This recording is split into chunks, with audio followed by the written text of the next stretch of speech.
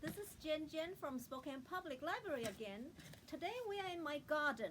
As you can see, all the future garden. In the years past, we always have a garden that we were able to provide produce for a family of 4 for 14 months out of a year. And I say 14 months because I always have a little bit extra just in case. In times like this, you might need the extra.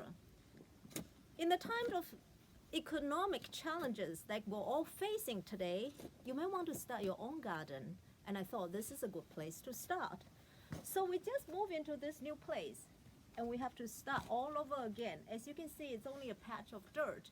But in about a week, this place will look completely different, I'm hoping. So, as you can see, we have marked out the parameters. This is going to be 30 by 40 feet. So, first step has been done. All the posts of the garden fence has been put down. Living out in the country, you do need a fence. But in town, if you are thinking about a garden, you may already have a backyard fence. You do not need a fence at all. So that will be very simple. So this garden is going to be a bit more complicated. It needs a drainage because of the landscaping position, the way the land drains. So we're digging, this is what all these ditches for. With us today is Keenan. Keenan, would you tell us what you're doing here? Right now, I'm making drainage for the garden because we have all the water from the front of the house coming into this area.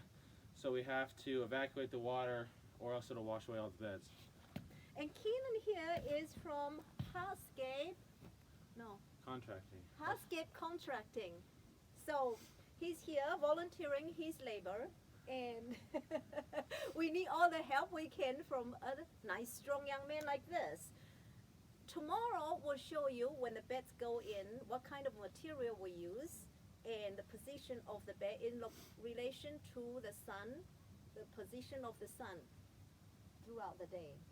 So this is the first step, and this is the first part of a year-long effort of taking you into my garden, and we're hoping that we can go through this all year until this winter, how to harvest, how to dry the excessive, how to preserve the excessive produce. Until then, stay well.